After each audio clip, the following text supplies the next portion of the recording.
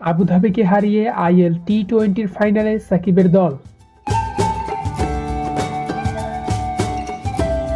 এক ম্যাচ আগেই ফাইনালের টিকিট নিশ্চিত করার সুযোগ পেয়েও কাজে লাগাতে পারেননি এমআই এমিরেটস। প্রথম কোয়ালিফায়ারে হারের পর দ্বিতীয় সুযোগটা ছিল শেষ ভরসা, আর সেই মঞ্চে অভিজ্ঞতা আর নিয়ন্ত্রিত ক্রিকেটে ভর করে ভুল শোধ করল সাকিব আল হাসানের দল।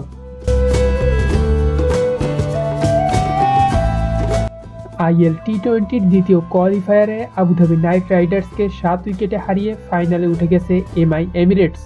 শারজায় গতকাল শুক্রবার অনুষ্ঠিত ম্যাচে সাকিবের অলরাউন্ড পারফরম্যান্সেই পার্থক্য গড়ে দেয়।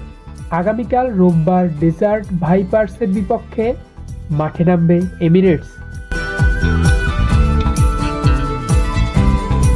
এই ম্যাচে সাকিবের অবদান ছিল দুদিক থেকেই গুরুত্বপূর্ণ। বল হাতে উইকেট না পেলেও 4 ওভারে মাত্র 20 রান দিয়ে প্রতিপক্ষের রানের চাপ বাড়িয়ে দেন তিনি।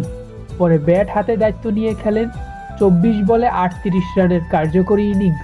ম্যাচের নিয়ন্ত্রণ ধরে রাখা এই পারফরম্যান্সের স্বীকৃতি হিসেবে ম্যাচ সেরার পুরস্কার ওঠে সাকিবের হাতেই।